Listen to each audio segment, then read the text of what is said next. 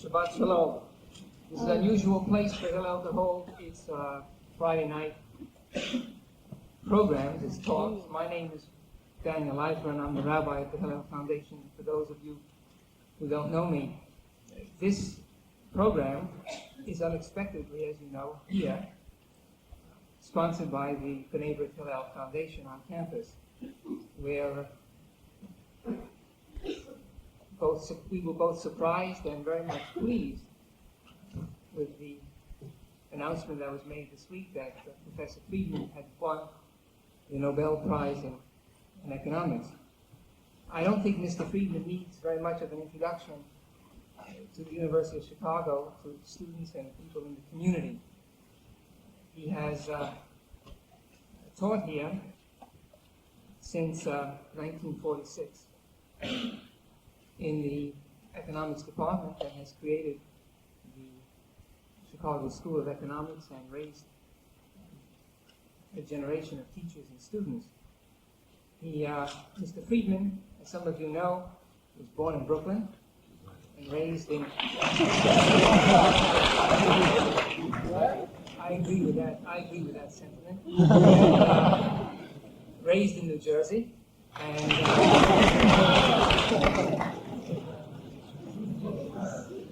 attended Rutgers and University of Chicago and Columbia University before coming to teach here at this university. He has taught in many places throughout the world, in this country and elsewhere, and received honorary degrees throughout the world. He is known, as you probably all have read in the papers, for what he has contributed to economic theory and practice, and perhaps, like, to use a Jewish metaphor, he has done what is required of teachers and scholars and sages. He's not only had extended branches, wisdom and learning, but also roots, deeds and action. He's been able to combine the life of a scholar with the life of involvement in the society and politics of our country and world. And he's raised, as true teachers, a generation of students to follow him. Now, we all know that the discussions in the Nobel Committee were heated with regarding to giving Mr. Friedman the prize. No one, of course, knows what happened in those discussions, because they are secret and behind closed doors. However, I would venture to suggest that what was the clinching factor in the awarding of a prize to Mr. Friedman was the work which he had done and presented at the 1963 Latka Hamantash Symposium.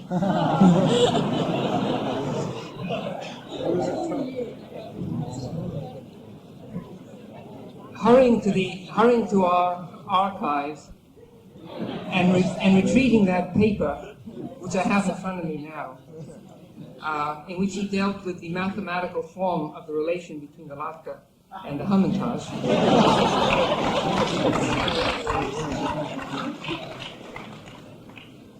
And as he mentioned in the conclusion of that paper, the result of his research was a formula which now rivals the famous Einstein equation, E = mc squared.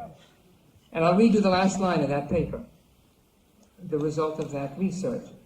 The result is L equals Q H 2/3, where the Q will I sure hereafter be known as the Friedmanian context.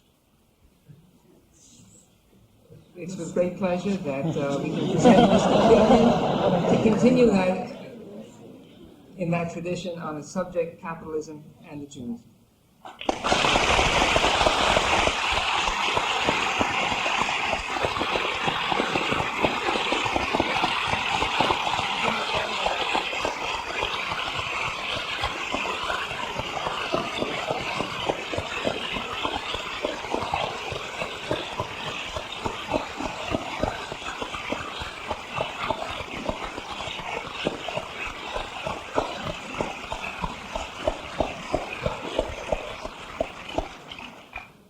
you very much. You embarrass me, and I may say also please me. I appreciate your welcome. I am amazed, however, that a Hillel association, a Hillel function should attract such a crowd. If the award had been made by Israel, I could understand it. But I didn't know those Swedes had so much influence in Chicago. At any rate, I appreciate it very much. I am a product of the University of Chicago, which is a great institution, not least for its tolerance of its members and its willingness to accept mavericks as faculty people and as teachers and as students. We have never been, I am glad to say, and it is one of our glories, an institution which has a single set of ideas or a single set of values or a single doctrine. If Chicago schools mean anything, it means a recognition of variety and diversity and independence.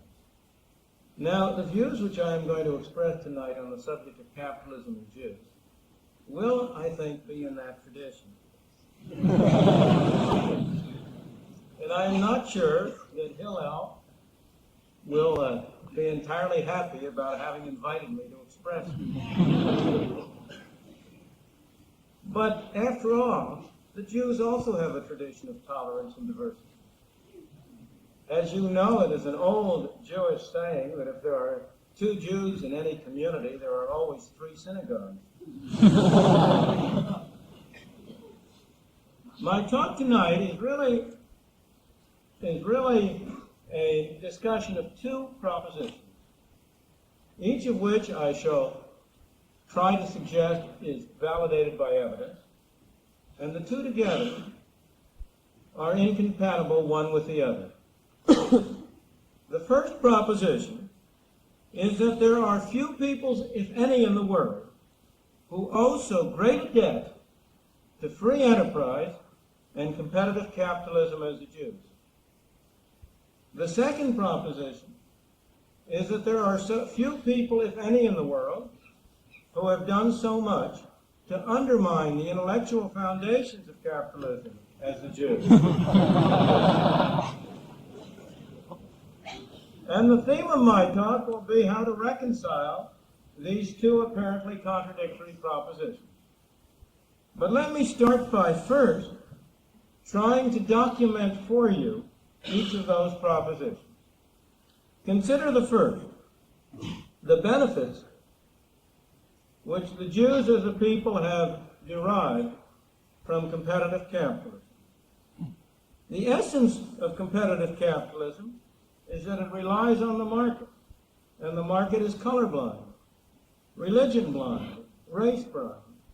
When you go to the store to buy a loaf of bread, you have no idea whatsoever whether the wheat from which that bread is baked was grown on a farm owned by a white man or a black man, a Chinaman or a Japanese, a Jew or a Baptist, whether born again or not.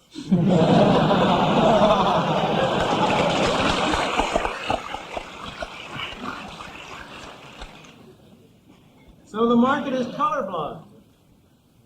Monopoly, whether it be private monopoly or governmental monopoly, is not colorblind, because monopolists are in a position to decide whom they sell to, whom they buy from, to exercise control on criteria other than market performance. I was very much struck by this contrast between the competitive character of the market and the effect of monopoly on discrimination about 5 years ago when I happened to attend in Montreal, Canada, an international monetary conference. This is a conference which meets once a year, organized by the International Banking Association. I think it's organized by the American Banking Association, but it consists, the people who are present as members are the 2 leading officials of the banks, of the major banks of the world, not only the United States, but all through the world. One banker there who happened to have the same name as mine and got hold of me to talk to me about the problems of anti-Semitism in banking led me and him to make a little sort of informal census of the members of that conference. And it turned out that of all the leading bankers from around the world who were present there, roughly 1% were Jewish. That's the effect of monopoly. In every country, banking is a monopoly. On the other hand, the Banking Association asked speakers to speak before them.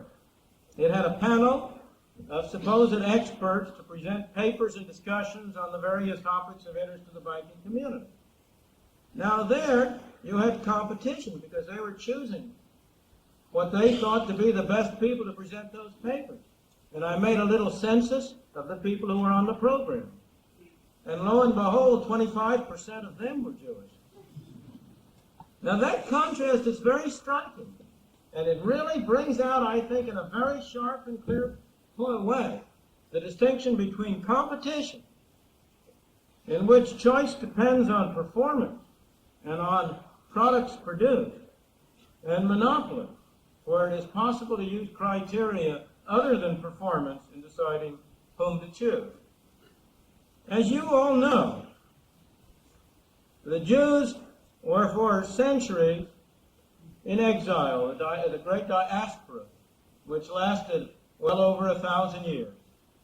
During that diaspora, the Jews were able to exist largely because of the small area of market elements that persisted. It's no accident that Jews during that period were able to do particularly well in the field of international trade and finance, because it was in that area that it was most difficult for governments, local governments, despotic governments, to control things. In dealings among nations, there must be an element of competitive markets.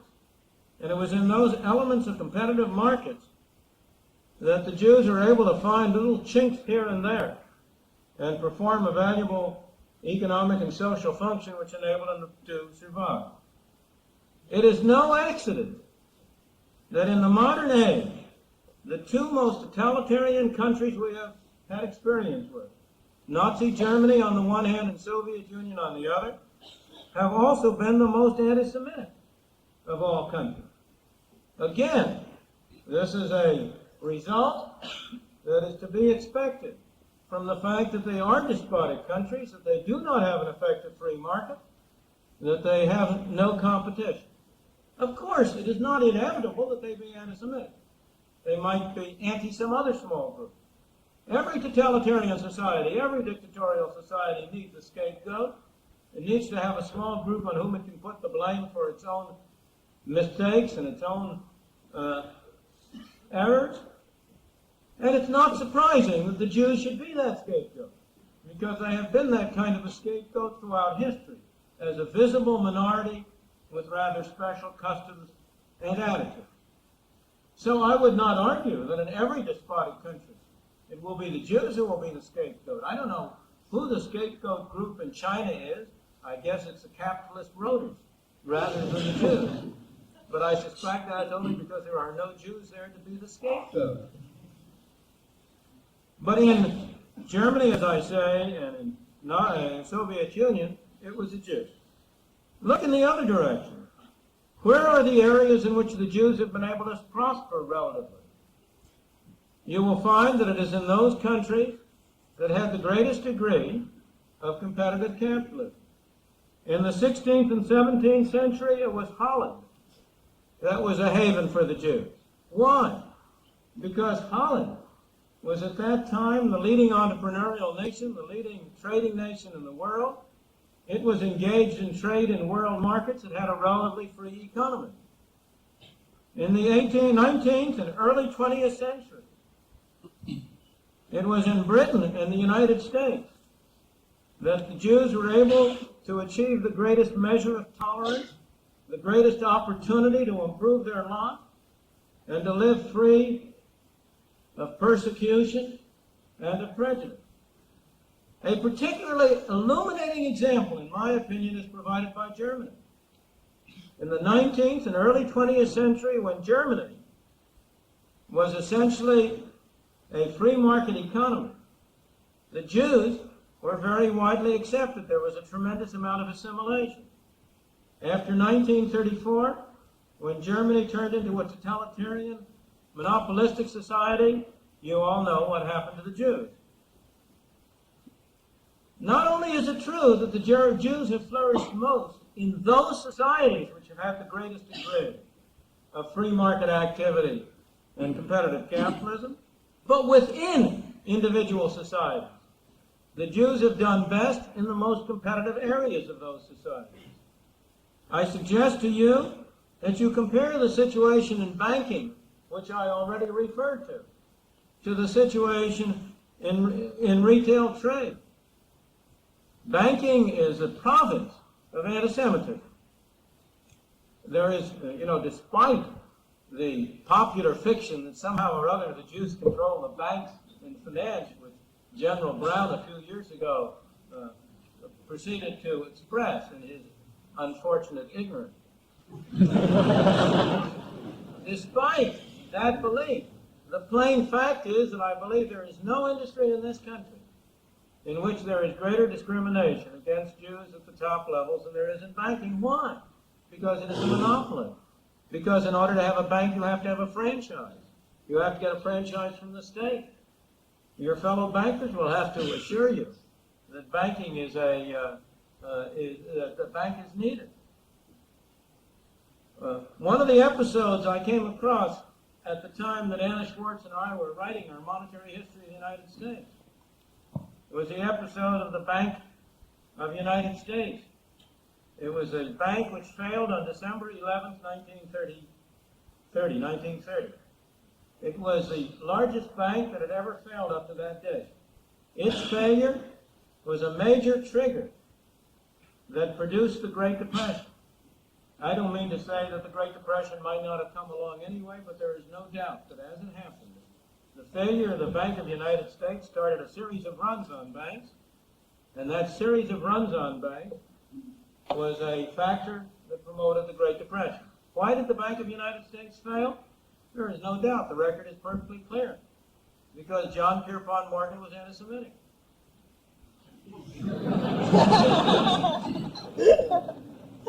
The Bank of the United States happened to be one of the only two major banks in New York that was controlled by Jews.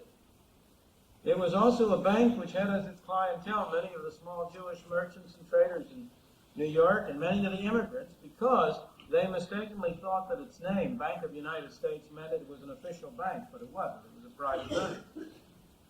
Why was John Pierpont Morgan anti-Semitic?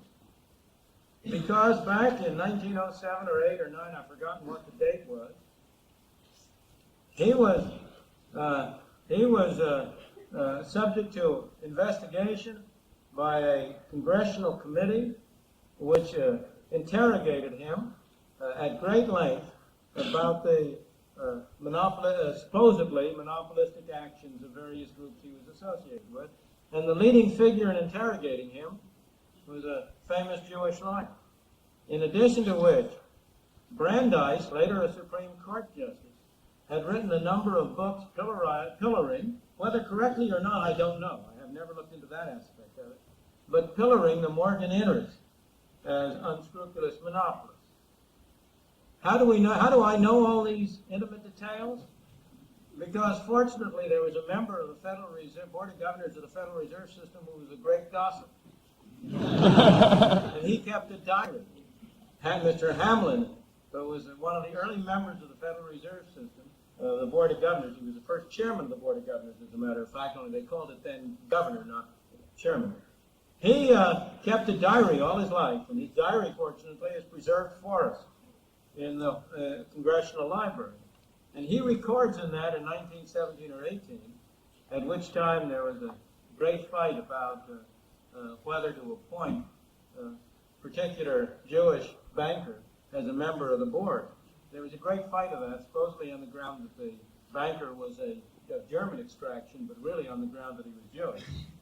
And Hamlin has lunch with J. Pierpont Morgan Jr., the son of Morgan Sr. And in the course of the lunch, Morgan says to Hamilton, I'm going to get those Jews for what they did to my father. So we know, we have documentary evidence on this. How did that fit in 1931?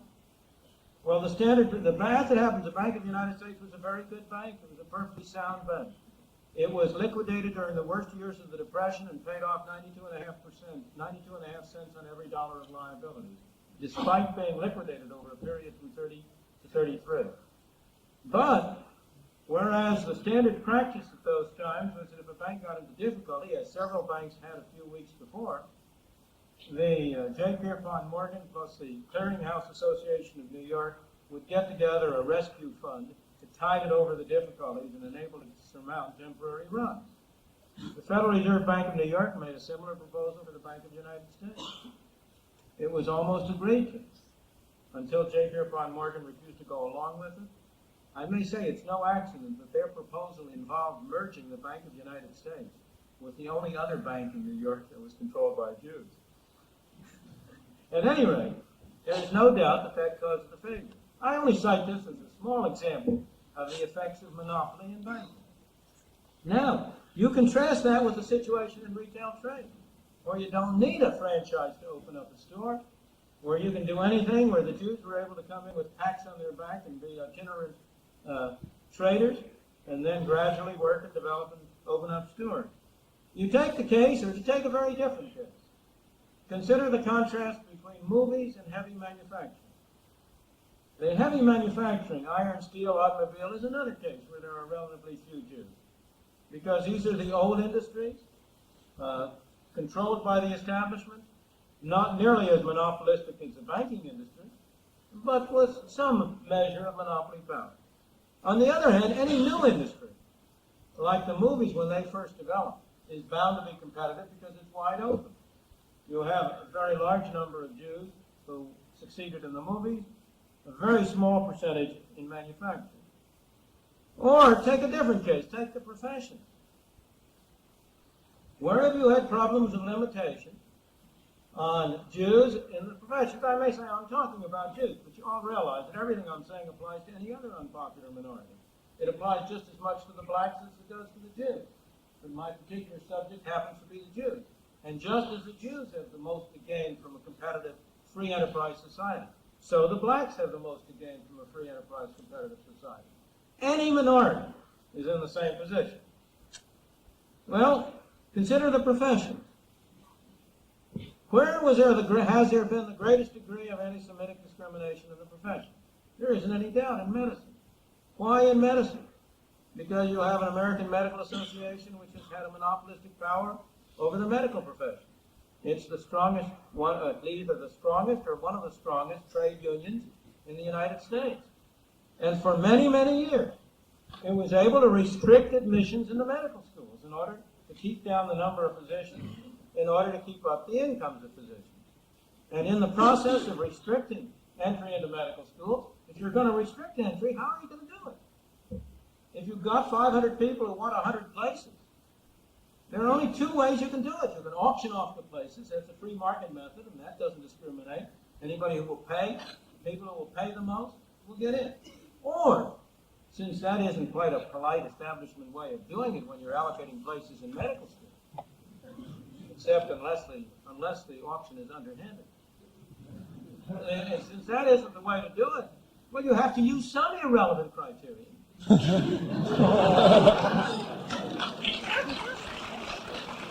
You may say you'll do it by ability, but you and I know that these exams and tests that are made to test ability have some validity, but they are very far from being perfect, and they leave a good deal of leeway. You can still have 500 people for 100 places, each of whom will satisfy the minimum ability standard. Well, then it's perfectly natural that you use whatever is your prejudice. If you're prejudiced against blacks, you'll keep out the blacks. If you're prejudiced against Jews, you'll keep out the Jews. If you're prejudiced against Seventh-day Adventists, you'll keep out the Seventh-day Adventists.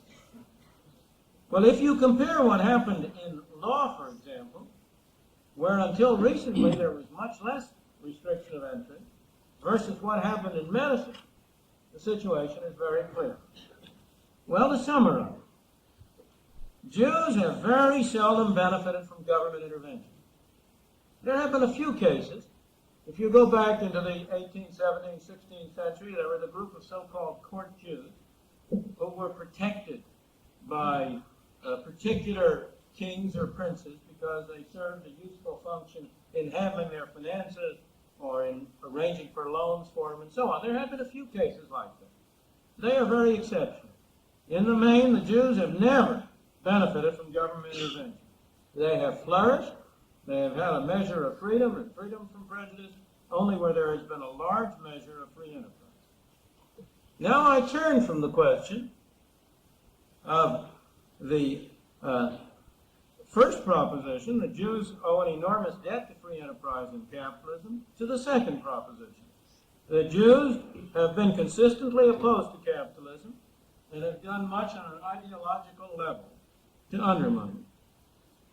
From Karl Marx to Leon Trotsky to our modern version, Mr. Marcuse, a very large fraction of all the anti-capitalist literature has been authored by Jews. It's not only anti-capitalist, some of it's anti-Semitic, including, of course, Karl Marx's own writings, which have a very strong strain of anti-Semitism in them. But that's a separate issue. If you go through any library of anti-capitalist literature, socialist, communist, you will find that a very large fraction of it, a disproportionate fraction of it, has been authored by Jews. If you look at the various studies that have been made in recent years of voting records, you will find that on the whole, there are few ethnic groups in the United States that so consistently vote on what is regarded as the left side of the political spectrum as the Jews. If you look at the various books that have been written about communism in America, on the membership of the Communist Party, there were two groups that were important. For some reason, which I don't quite understand, the Finns were one. I guess maybe the coldness of their climate made anything hot attractive. But I really don't know. There must have been an explanation, and I never have researched. But they were one, as it happens in the early history of the Communist Party of the United States, they were a major element. But the Jews were the other major element, dominantly, and over again. And if you look at every so-called liberal, but actually non-liberal movement, the so-called liberalism has simply meant liberalism with somebody else's money. If you look at such movements, you will find again that Jews have played a disproportionate role. I don't think I need to stress that to you, because I think all of you are aware that this is in fact the case, and that if you examine the literature, you will come to the same conclusion. I want to really go on to what is the most interesting question. Why? Why this anti-capitalist mentality? Now I am by no means the first to have been struck by the anti-capitalist mentality. And there have been numerous books and studies written about this subject. One of the books is by a fellow by the name of Lawrence Fuchs. I forget the name of the book, but it has to do fundamentally with this question of Jewish political values. And his explanation is a very simple one. His explanation is that the anti-capitalist mentality of the Jews reflects values derived from Jewish religion and Jewish culture. That the Jewish religion and culture stresses charity, stresses unselfishness, and therefore the Jewish anti-capitalist values have derived from it. Well, that particular explanation, which of course derives from someone who himself shares the anti-capitalist mentality, and therefore is driven to look for attractive explanations, that explanation can be dismissed out of hand for a very simple reason. The Jewish anti-capitalist mentality is only two centuries old. It dates from the Enlightenment in the 18th century. But Jewish religion and culture is 2,000 years old. Now, how is it that for 1,800 years, that culture and values did not generate an anti-capitalist mentality, in the last 200 years it did? That would leave just as big a puzzle to explain as you started with. Moreover, if you look at Jewish attitudes during those years, you will find that they were pro-free enterprise and not anti-free enterprise. A German writer, Werner Sombart, who in 1911 wrote a book about capitalism and the Jews, and I quote from that book, "Throughout the centuries, the Jews championed the cause of individual liberty and economic activity against the dominating views of the time." Now, Werner Sombart's book is in very low repute among Jewish scholars. The reason it's in low repute is because he maintains that a pro-capitalist mentality is entirely consistent with the values and culture of the Jews. The people who have been criticizing it are themselves people who hold this anti-capitalist mentality, and they are therefore very unwilling to accept this particular view.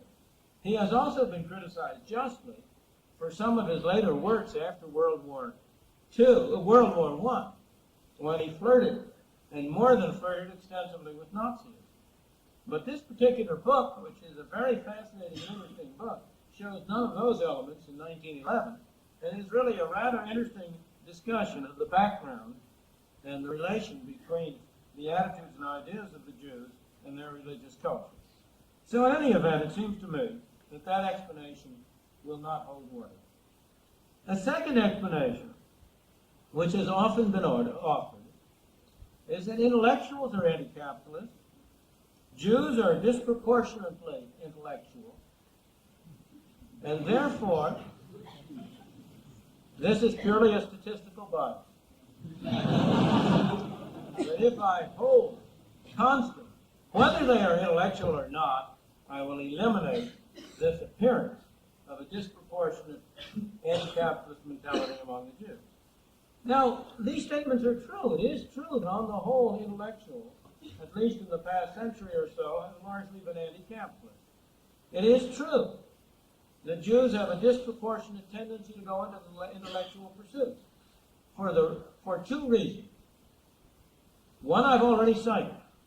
Jews are driven to go into those areas where there is the greatest competition. And intellectual pursuits have had large measures of free enterprise in the way of freelance journalism, writing, acting, and so on, so that it's been attractive to them. But there is a second reason, dating back to Jewish history from the hundreds and thousands of years, why Jews have been attracted to intellectual pursuits.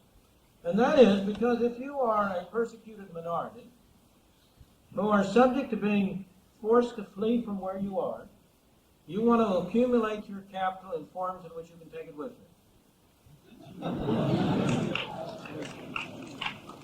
And the best way of doing it, obviously, is intellectual. That's why, today, which people are in the best position to flee Britain? Not those who have accumulated physical wealth, because capital controls prevent them from taking their wealth out. The people who have accumulated brains. The brain. I can see that all of you, being in the process of making that kind of capital accumulation, appreciate the point. But in any event, while it is true that the Jews have disproportionately been concentrated in intellectual pursuits, and intellectuals have been disproportionately anti-capitalist, that is only a very partial and incomplete explanation. In the first place, Jewish intellectuals are more anti-capitalist than intellectuals in general. If you take the fraction of anti-capitalist literature authored by Jews, it is decidedly larger than the fraction authored by non-Jewish intellectuals, allowing for this difference. But in the second place, non-intellectual Jews are different from non-Jews in the same direction. After all, if you take the kind of voting evidence I was citing before, in recent times, at least since the New Deal, the situation, for reasons I'll come to, was different before the New Deal in the United States. But since the New Deal in the United States, or really since the days of Al Smith in New York, the ordinary Jewish population, and not simply the intellectuals, have been the major source of the membership in the Socialist Party, the Communist Party, in the left-wing elements of the Democratic Party, and so on. It is not really any surprise that the most left-wing members of both the Democratic and the Republican Party in the Congress tend to come from New York, which has the largest concentration of Jewish voters of any city in the country. So I do not believe that's a satisfactory explanation. A third possible explanation, and this one also, none of these is entirely without some validity. I don't mean to argue that I'm going to be able to come up with a single explanation which excludes all others. I think each of these has a point, but I think that they are not separately powerful enough to explain the phenomenon. The third explanation is that it is natural for every group to take good things for granted and to blame the bad things on the system. Under a capitalist free enterprise system in the United States and Britain, Jews experienced far less discrimination than they had ever experienced anywhere else before. But there remained anti-Semitism, there is no doubt. There remained anti-Semitic prejudice. And it is understandable that there is a tendency to blame the residual anti-Semitism on the capitalist system. You don't say, well, look at all the, how much better off I am than I would have been under so much other system. That's natural. You look at the bad elements. I think there's a great deal to this, but it's not a very satisfactory explanation, because why should you blame the bad things on the aspect of the system which is epitomized by capitalism and competitive capitalism? Why not blame the bad residual elements on the church, for example, or on the attitudes of the aristocracy, or on the bureaucrats? Why pick on the market system as the focus of your attack?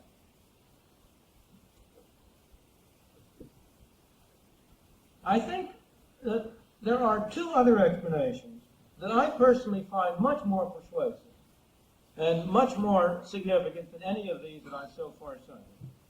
One of them is an explanation that was offered in a doctoral dissertation written by, I don't believe it's ever been published, but it's a doctoral dissertation written, I believe it's either at NYU or the New School in New York, by a man by the name of Bernard Cohn.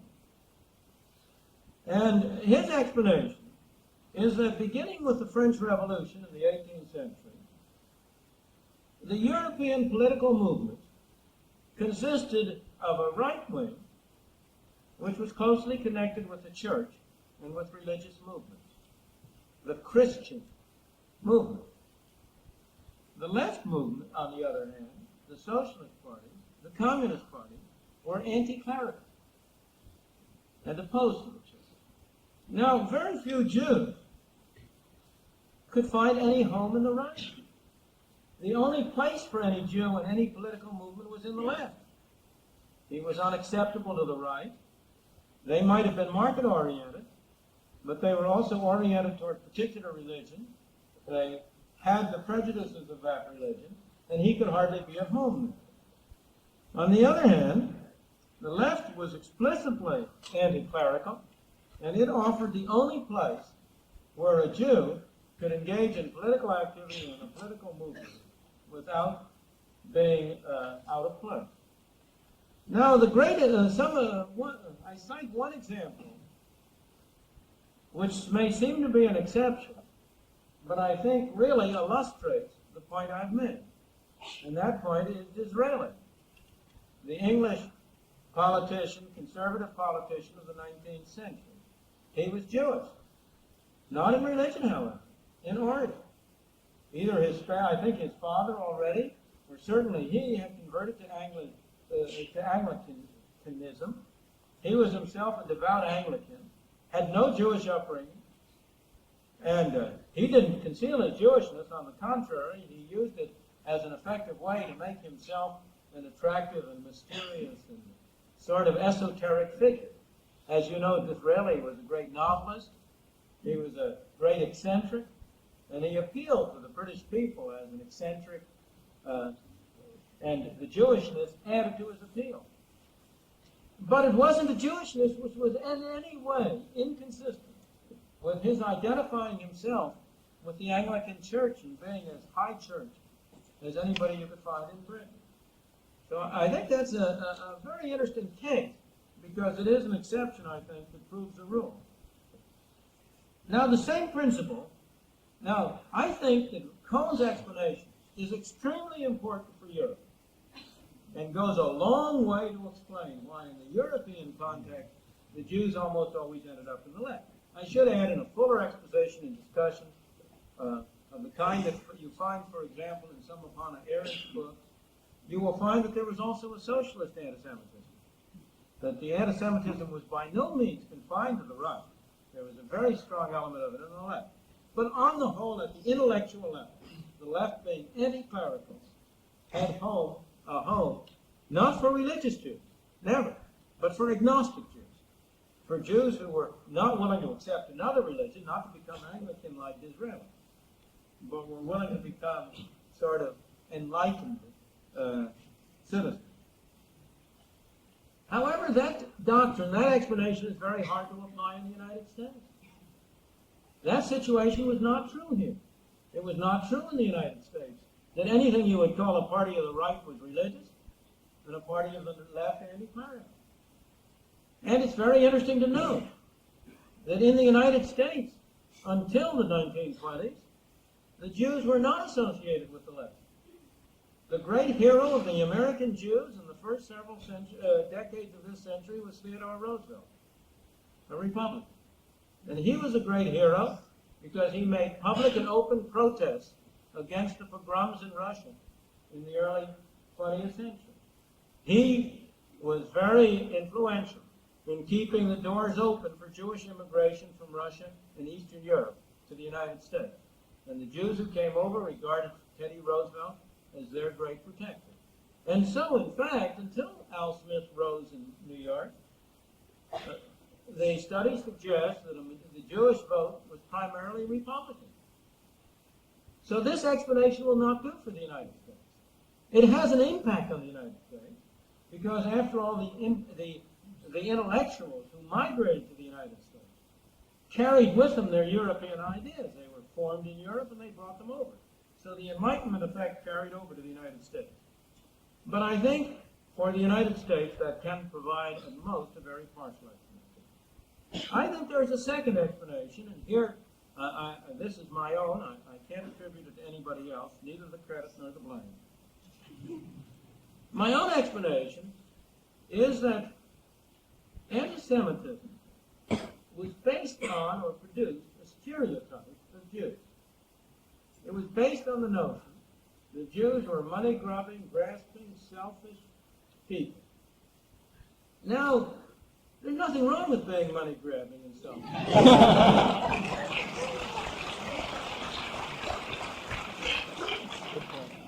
But popular opinion, nobody, it's very hard for anybody to immunize himself from the intellectual, cultural, value milieu in which he lived. And the Jews accepted the values of the society in which they lived. And those values denigrated those characteristics. And the Jews said to themselves, if we were like that, the anti-Semites would be right. And therefore, we're going to demonstrate we're not like that. We're going to demonstrate that we're not money-grubbing, that we're not selfish, that on the contrary, we were altruistic, that we believe in doing good through government, that we believe in a very different philosophy.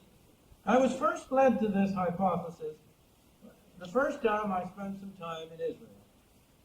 And I was enormously impressed by an observation which I formed then and has been reinforced in subsequent trips to Israel.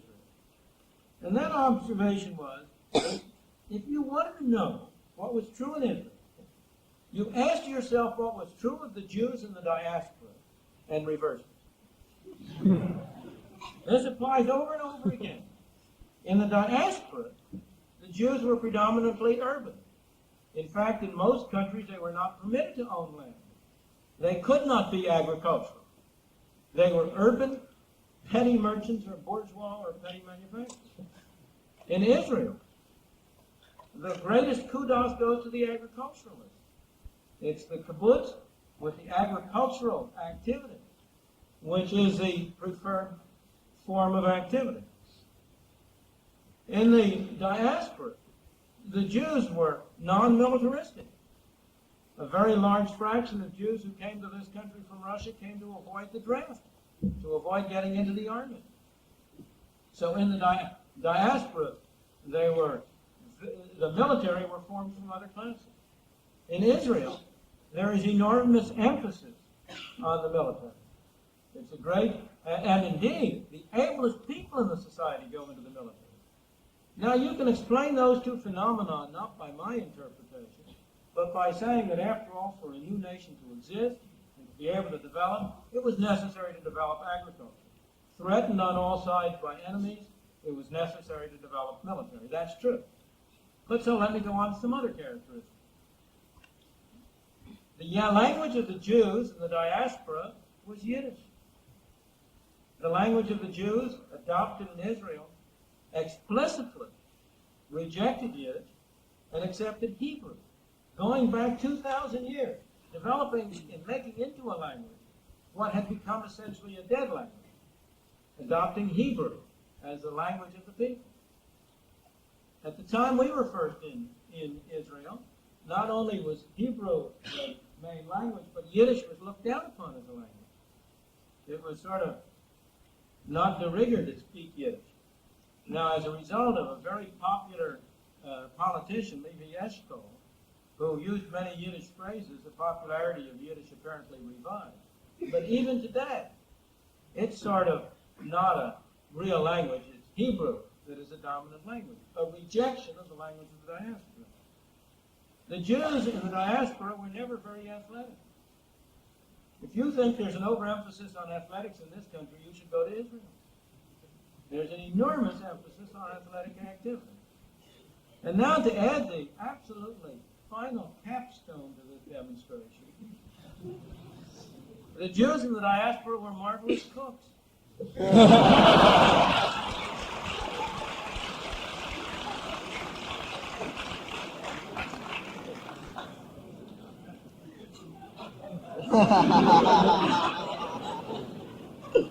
Now this reversal in Israel of all the characteristics of the Jews in the diaspora, I think supports the view that I was expressing, that what you have is a reaction against the anti-Semitic stereotype, an attempt by the Jews subconsciously to demonstrate that they were not like the anti-Semitic stereotype. Let me give you another kind of evidence. The Universal Jewish Encyclopedia, in quoting Sombart, writes, and I quote, in discussing Sombart, the volume I talked about earlier, right, he accused the Jews of having created capitalism. Well, now, if I were writing that, I would say he praised the Jews. He credited them with creating capitalism. Why would I say he accused them? Only if I had this anti-capitalist mentality. And only if I was trying to deny that Jews were like that stereotype which which the anti-Semites had expressed. Consider how differently an Adam Smith or a David Ricardo, who believed in free enterprise and capitalism, would have valued these traits, would have considered such a statement as the Jews had a large role to play in capitalism, or considered such traits as a good sense of business, a willingness to trade, cleverness in financial matters. They would have regarded those as they would have regarded that as praise for the Jews, not as blame, not as accusation. So I conclude that the chief explanation for the anti-capitalist mentality of the Jews are, on the one hand, the special circumstances in 19th century Europe, which linked pro-market parties with established religions, and so drove Jews to the left.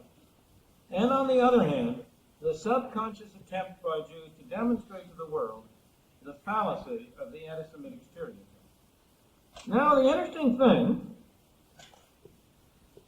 is that this ideology, this anti-capitalist ideology, is strongly opposed to the self-interest of the Jews. Its opposition domestically is clear, but let me cite you one more strong and striking example. Let me ask you the following question. What would be the state of Israel today if every country of the world were socialist? Where would Israel have gotten financial support? Where did Israel get some financial support throughout its life? It got it from the capitalist countries. It got it from the United States. It got it from South Africa. It got it from Britain. It didn't get it from the governments of Britain and the United States and South Africa. It got it from the Jewish residents of Britain, South Africa, and the United States. Did Israel get any assistance from the Jews? More numerous than in any of these countries of Russia. Were they able to send capital to Israel to support it? Were they able to influence their government to send capital to Israel to support it? Is there any socialist country from which Israel has received support? Not at all. Had every country in the world conformed to the dominant theme of Jewish intellectual ideology, Israel would never have been able to exist. Not the slightest chance of it. Now, I may say, let me go back to Israel, because I think it's a fascinating case. After the first visit I made to Israel, I came away from Israel saying that Israel was a society in which there were two traditions fighting with one another. There was a 150-year-old tradition of democratic socialism, so-called, which called for government planning and central control. There was a 2,000-year-old tradition of how you get around government regulations. And I said, fortunately for Israel, the second tradition was much stronger than the first. So even internally in Israel, there was a remnant of the pro-capitalist mentality and traditions that have enabled Israel to survive economically internally. It is the existence of capitalist countries outside the world that has enabled Israel to survive as a result of external support. Well, now, when there is such a strong...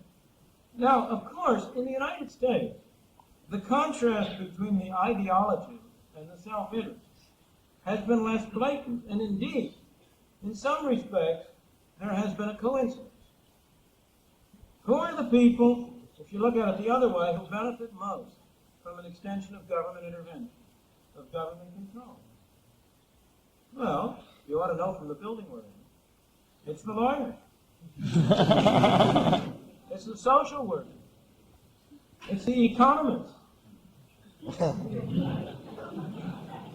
Economists have a schizophrenic position from this point of view. Their intellectual discipline leads them to be in favor of the market because they understand the workings of the market, they recognize its virtues. Their private self-interest leads them to be in favor of government intervention. There's nothing that creates jobs for economists more readily and more rapidly than an extension of government intervention. Economists reconcile this schizophrenia in very many cases by being in favor of the market in general and opposed to it in particular.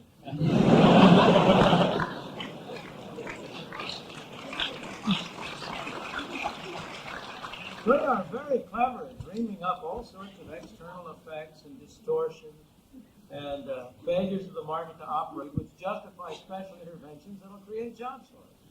The only people who are better at that are the lawyers.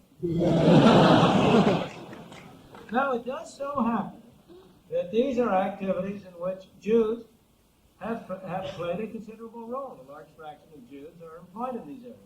And in this respect, their self-interest, to some extent, coincides with the expansion of the government sphere. But on this broader level, I think it is worth emphasizing. I think it is clear that the self-interest of the Jewish community at large is opposed to government intervention. But in the main, up to now in the United States internally, that had not been too serious a matter. Because most government intervention was in areas where Jews didn't play a large role. It was possible for a long time for Jews to have their cake and eat it too. They could be in favor of moving towards socialism in the field of the public utilities and the telegraph and the railroads and the banks where they don't play a role. While at the same time they could prosper in the competitive market of retail trade, of the movies, of the amusement industry, of various aspects of education and the like. But increasingly, as government expands its scope, that's becoming more and more difficult. And the conflict between the self-interest of the Jews in the market and the effect of government expansion is becoming clearer. Whether that conflict will, in the course of time, cause a change in these attitudes, I do not know. But I think it is helping and will help to undermine those activities. In any event, I think it would be highly desirable for the Jewish intellectuals to become far more self-conscious and far more critical of these attitudes which they have developed, and to understand to a fuller extent the way in which the market is a system and the only system which will permit diverse groups to cooperate with one another, which will permit each person to go his own way, while every other person also goes his own way. Thank you.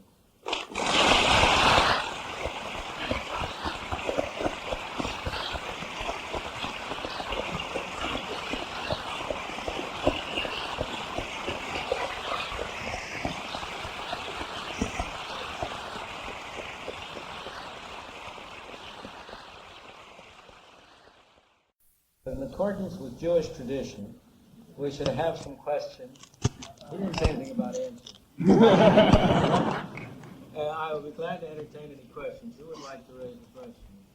Yes, back here. Yes. I had one other explanation of why Jews are committed to social. Comment on it. The strong Messianic tradition in Judaism, which differs from the Christian Messianic tradition in believing that the world can be improved. Not that there's a better world after you die, but you improve the world. You can't improve the world now. Fear that we're living in. Sure. But that Messianic view is consistent with the belief in capitalism and the free market as the most effective way to improve it. You see, let me take you on this issue. Let me go back for you on this issue, because I think this is, yeah. Go ahead. Go back to what you said before, that the world people and capitalism pretty much is the present world, the thing that you have to get rid of the capitalism.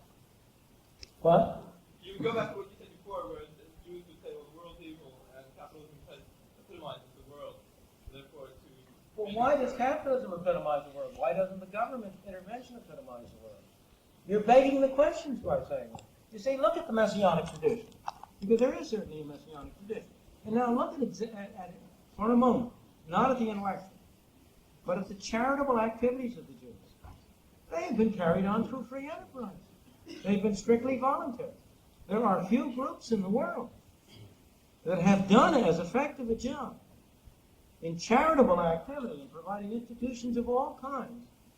For going back in the United States to the great influx of refugees or immigrants from Europe in the end of the 19th century, there was establishment on voluntary arrangements of associations to aid the immigrants. You have had the voluntary Jewish hospitals, the voluntary Jewish schools and charities.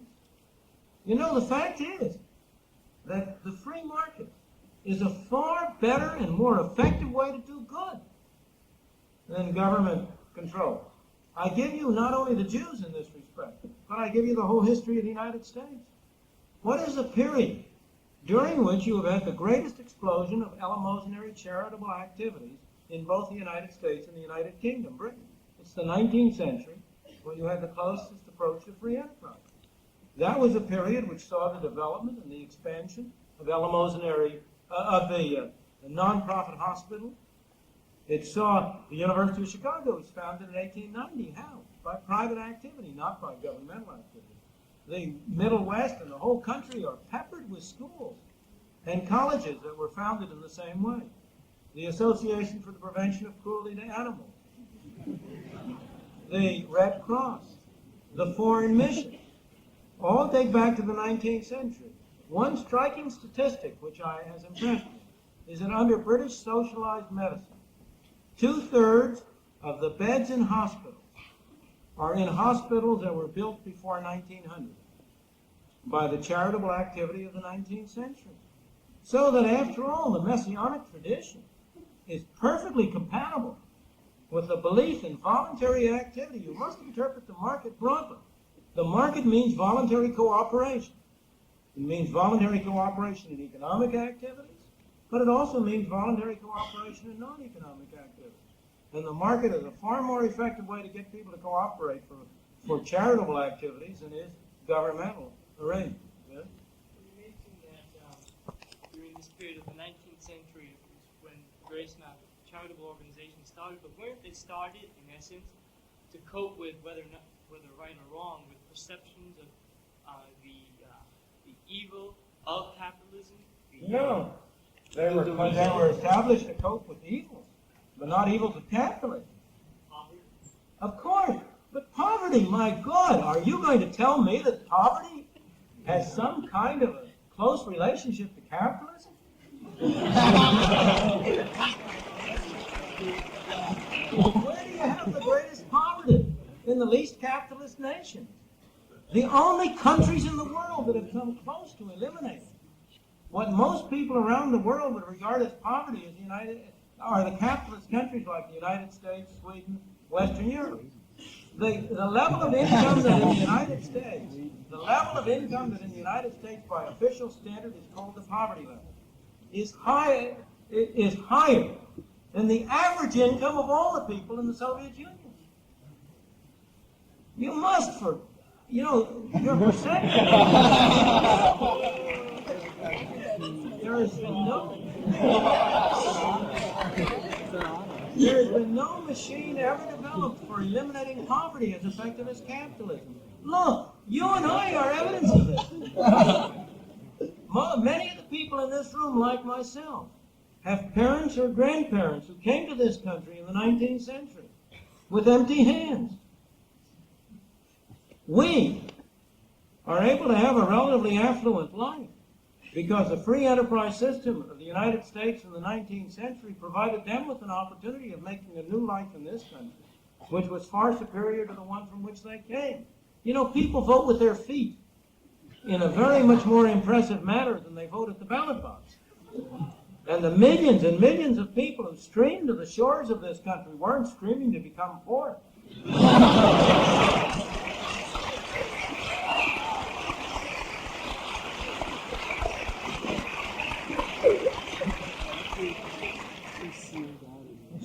Who would like to? You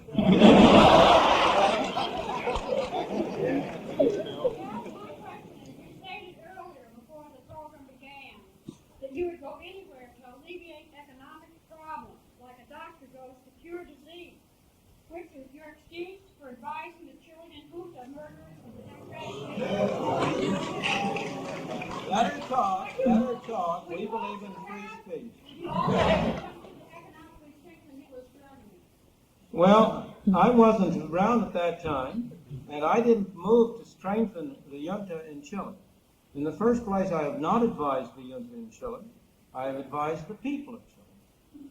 I was in Chile for 6 days, a year and a half ago. You know, as I say over and over again, I don't know whether to be more amused or more flattered by the influence which I am attributed over Chile. I was in Chile for 6 days, a year and a half ago. I had never been in Chile before. I have not been in Chile since. I had not talked before that to any Chilean government official. I have had no conversation with any Chilean government official since. But I'm running Chile.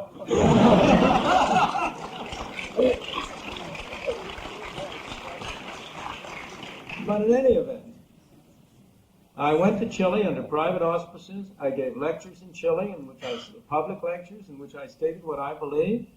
I went there to advise the people of Chile and also the government of Chile if they wanted to listen to me. As I told this lady before, but of course her memory is short. As I told her before, I have also gone to Yugoslavia and given speeches in Yugoslavia. Does that mean I'm running the communist state of Yugoslavia or that I'm a communist? I have also been in the Soviet Union. I'm not a communist either.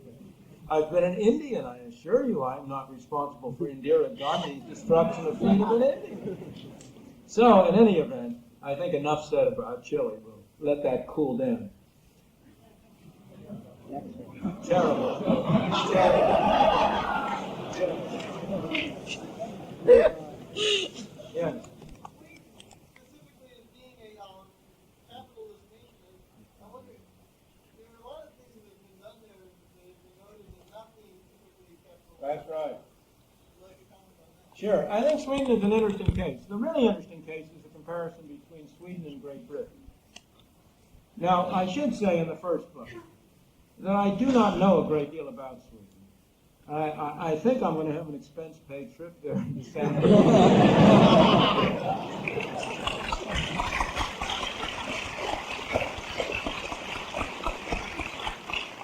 And I will try to extend it for a couple of days precisely to see if I can get some more information to answer your question more fully. Because I think your question is a very real one.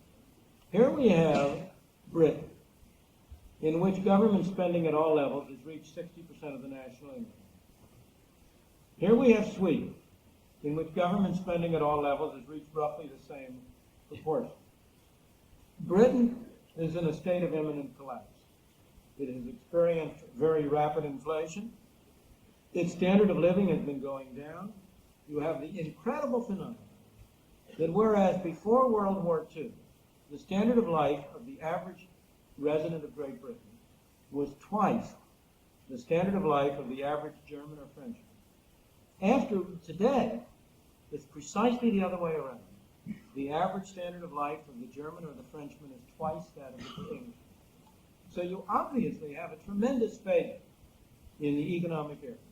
In addition to which, I think Britain is in a very delicate state with respect to the maintenance of its political liberty. I think it will be a miracle if a really truly free democratic Britain survives the next 5 years. On the other hand, in Sweden, where supposedly the percentage of government income is the same, you do not seem to have those phenomena at all. Sweden has had a very high standard of life. Its production has been going up until very recent years. And there does not seem to be any major threat to the political system in Sweden. And the question is, why? Now, there are, as I say, I'm not entirely confident in my answer. And what I'm going to give you are my tentative explanations. In the first place, I believe that the Swedes have confined their governmental activities to redistributive measures to a far greater extent than have the British. That the British have gone much farther in the direction of nationalization of enterprises, of interfering in the control of the industrial system. And this has partly reflected the fact that the British have much greater barriers to imports and subsidies to exports than have the Swedes. The Swedes have maintained an essentially free trade society. And free trade, international free trade, is an enormously effective way of introducing competition within a country. I often ask people in the United States, I have a kind of a game in which I say to people, tell me the one law that you would pass if you could pass that law and your only objective were to promote competition. Now, most people will talk about strengthening the antitrust law or something like that. But the right answer, without question, is to eliminate tariffs and have free trade. That would do more to promote competition in this country than anything else. Well, in Sweden, you have had free trade. In the second place, equally important, I think, is the social factor. I think the extent to which you can carry government control and government intervention depends very critically on the homogeneity of the population. The essence of a market system is that it is consistent with diversity. It permits people who differ in many dimensions to cooperate with one another on a particular economic dimension. You don't have to agree with the fellow you're buying and selling something from. All you have to do is to have it mutually attractive for you to buy and sell. On the other hand, political arrangements tend to prevent diversity. They tend to move toward uniformity. You have to have bureaucratic rules and bureaucratic arrangements to treat people on an administrative basis. Well, now the Swedish, it's an interesting thing. The problems of Britain were very much less before World War II than they have become since World War II. And I think a major reason for that change in Britain, and this is, I'm now analyzing it, I'm not saying whether this was good or bad, but a major reason for that change is that the British had a very large immigration from the Commonwealth after the war, and they are now a much more heterogeneous people than they were before the war. Whereas the Swedes are an extremely homogeneous people. Now, there may be still other explanations, and it may be that the Swedish situation is temporary. The fact that the public at large has voted out the social democratic government and put in a coalition of other parties suggests that it isn't quite the paradise that we have been led to believe. with respect to personal freedom, the experiences of Bergman and of other people suggest the same. But nonetheless, so far as I can go, I would say those are the reasons. Now, let me emphasize, we're not talking about pure cases. There is no purely capitalist free market system in the world. Hong Kong comes pretty close, but it isn't really all the way. The United States in the 19th century came very close, but it wasn't all the way. There is no purely collectivist system. Private enterprise and the free market are a major factor in the Soviet Union. The 3% of the land area that is permitted to be used as private plots produces 33% of the food of the Soviet Union. The recent book, which I recommend to all of you, by Hedrick Smith on the Russians, which is a fascinating book, is full of stories about the gray market which exists in Russia. If you have trouble with your electric appliances, you don't call the state firm.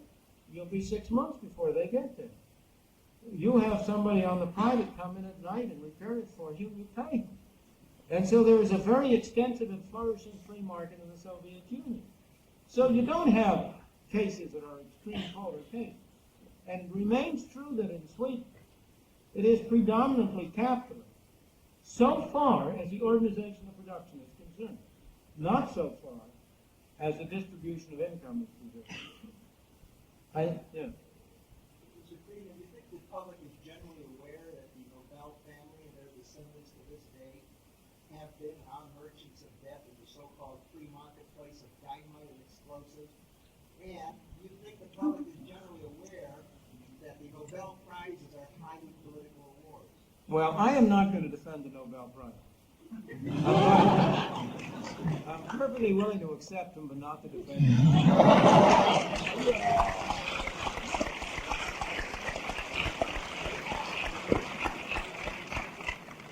Yes.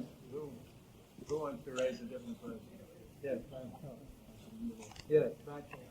Yeah. Yes. Okay, you back there. That's right. In the first row of the. No, not you. I was talking about. He's bashful. I don't understand that bashfulness. You know, in a free market, you take your opportunities as they come. You said that the Jews came to America in search of economic freedom, or would you distinguish a separate place for political freedom? And if so, how would this be? Well, I do not believe that you can distinguish the quest for economic freedom from the quest for political freedom. In fact, it's not entirely clear to me how I make that distinction at all. Let me ask you a question. How many professors of medicine at major medical schools in the United States would stand up and talk against socialized medicine at the drop of a hat when most of their research is being financed by the National Institute of Health? Is that a violation of their political freedom or their economic freedom? How much criticism of governmental activities do you hear from the big businessmen? Very little. Big businessmen are very reluctant to speak freely because they are a little worried that if they do, the Internal Revenue will be down examining their books the next day and the Antitrust Division the day after that. How many students, thinking of their future careers as governmental civil servants and bureaucrats, even students who are the most independent of all, really feel completely free to express themselves politically in every single way? Is it in countries which have had, for example, exchange control, when Great Britain had exchange control and it's now reimposing it, and other countries have, Israel has had exchange control. If you want to buy books that are published abroad, you have to get the permission of a governmental office. Is that a restriction on economic freedom or a restriction on political freedom? Now, I think the fact is that it's extremely difficult to make that distinction. What you have in mind are the maintenance of the political institutions of the ballot box. Now, the fact is that no country of the world has been able to maintain even those institutions, those political institutions, unless they have had a predominantly free economy. I do not know any exception to that rule, and I wonder whether you can tell me any. And consequently, I think that it is not right to distinguish between the search for economic freedom and the search for political freedom. I think they are part and parcel of the same thing. You wanted to add something over here. I think the case isn't totally clear on the first proposition you brought up about Jews prospering with capitalism. I'm not sure about my proposition. I'd like to bring it up. Sure. At least historically, the great rise of capitalism last century and this century was the great rise of nationalism.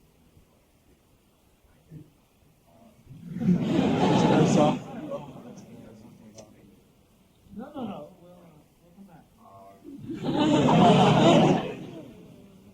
I think there's a future to both the anti-Semitism that we saw in Russia, essentially in Germany, and that we're seeing in the Arab world today. Although it has elements of traditional Christian anti-Semitism and Christian Islamic anti-Semitism has a different flavor. It has some connection to this national. And capitalism doesn't function in a vacuum. And there are a lot of people who would make a direct connection between they see as this rise in nationalism and the growth of capitalism in the world. And would say that the rise of the Nazi regime in particular came out of a bad end of a capitalistic business cycle, and with that combination of traditional Christian anti-Semitism and this nationalistic anti-Semitism, that is what was happening in Nazism. And that can just as much. Well, let me see if we can examine that. In the first place, I think the proposition is almost the reverse of yours. Capitalism promotes internationalism, not nationalism. Free market capitalism is a system of free trade, a free international trade. The 19th century period of capitalism, or the high tide of capitalism, saw the greatest extent of internationalism and lack of nationalism. You know, before World War I, you didn't need to carry a passport to travel anywhere throughout the Western world, the United States, Britain, Europe. Before 1914, people could come to the United States without having a passport, without having to have a visa, without having to be approved by immigration authorities, anything like that. They just came. It was free movement. And the same thing was true throughout the continent of Europe. Free trade, there is nothing that is so effective in dissolving the barriers of nationalism as free trade. And it's really precisely the opposite. Nationalism was on the decline during the high tide of capitalism. When did nationalism reemerge? When the state started to take a larger and larger role. What's the point of being nationalistic if you don't have a government that can do something? There's no point of being strongly Scottish. Let's go out of the ordinary ones. Look at what's happening in Britain as you become more and more socialist. You have the development of the Scots and the Welsh. Why? Because now there are goodies to be divided up. And you better get in control of those goodies. Take a simple example. Here is the North Sea oil. In a capitalist world, the government wouldn't be having anything to do with it. That would be a private enterprise activity. It might be individual Scotchmen who would own the oil wells. It might be Englishmen. It might be Frenchmen. It might be Germans. It might be U.S. But today, everybody knows that that North Sea oil is going to be controlled by a governmental agency.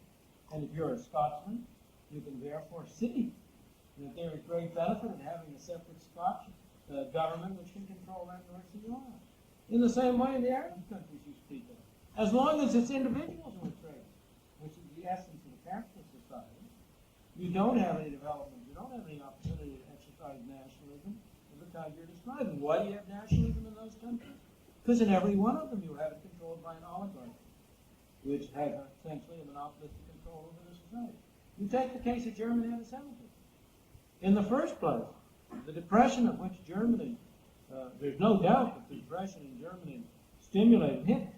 But that depression was a result of a failure of government, not of capitalist system. It was the United States Federal Reserve System that produced that depression, which spread to Germany. It wasn't any failure of the business enterprise system. I know I can't persuade you of that right now, but I will recommend to you a very good book in which it is. So I think, if you really look at the evidence, you will find that it really runs in the opposite direction. That the whole thrust of free market capitalism and enterprise is to emphasize the individual. Now, don't misunderstand me there. When I say the individual, I don't mean the isolated, naked individual separate from all this stuff. It emphasizes voluntary associations with individuals. Those voluntary associations may be churches, they may be charitable groups to get out of hospitals. But the one thing it doesn't emphasize are fixed, permanent boundaries corresponding to nation states. And the rise of the great nation states, the rise of nationalism, has been a phenomenon of a growth of government bureaucracy and control, and not the opposite. I think we have time for one more question, and I will auction it off. You go ahead back there. Anybody back there? Go ahead. My finger is not very directive. I mean the young lady who is down there. You said earlier that you find most anti-Semitism in monopolistic organizations. Isn't the United States evidence that capitalism will lead to monopolies or at least have monopolies? No, it isn't. There is no doubt that you always have tendencies toward, everybody will attempt to form a monopoly. Of course. We all want to improve our lot, and we'll all try to form a monopoly. Now, the question you're raising is whether there is something inherent in capitalism so that it tends to promote the growth of monopoly.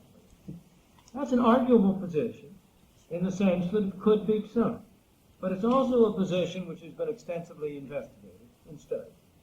And the answer is that unless you get the government in on the side of the monopoly, and the monopoly will try to get the government in. Don't misunderstand me. I'm not saying that the monopoly will not try to do so.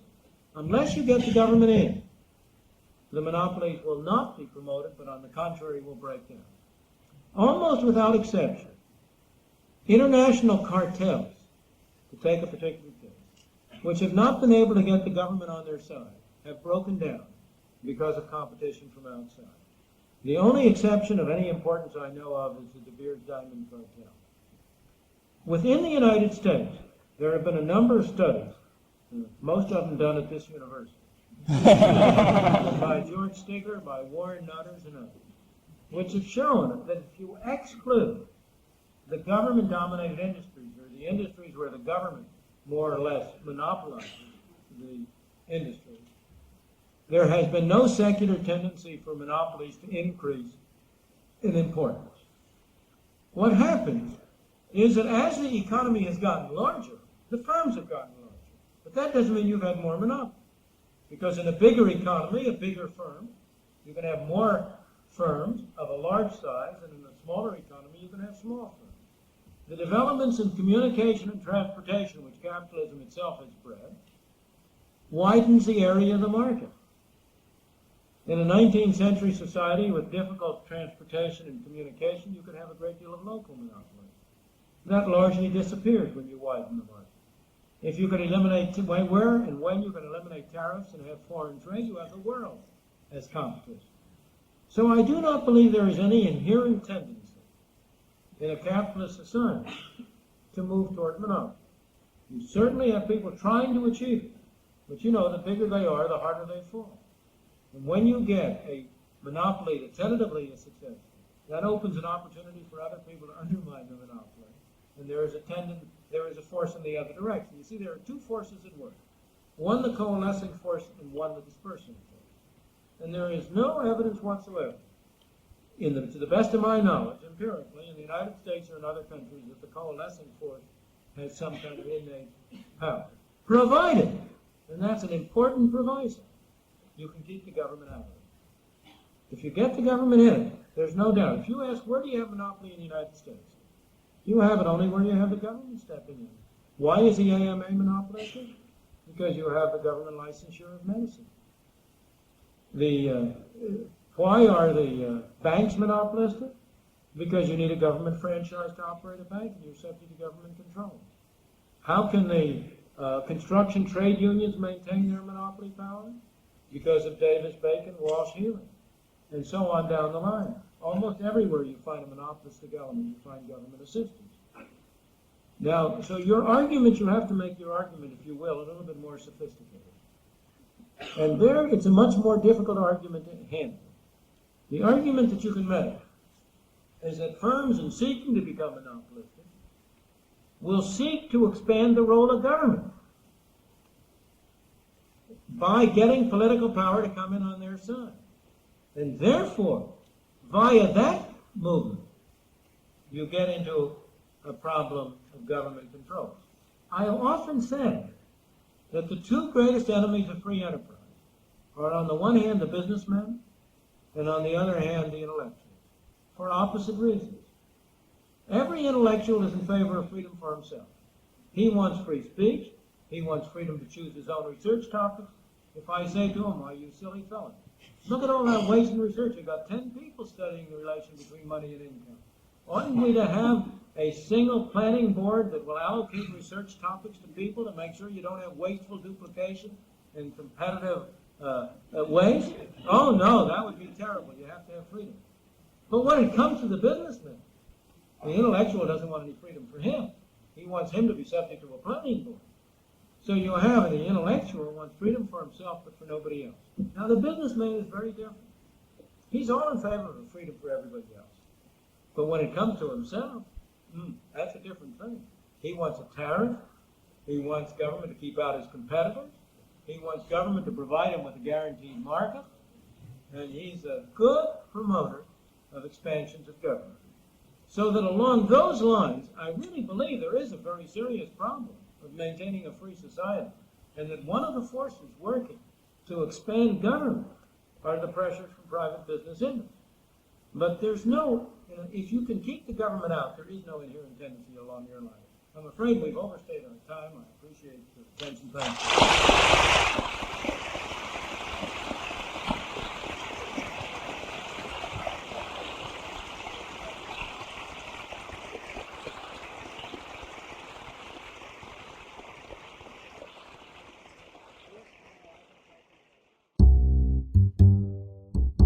This audio file is a production of the University of Chicago Law School. Visit us on the web at www.law.uchicago.edu.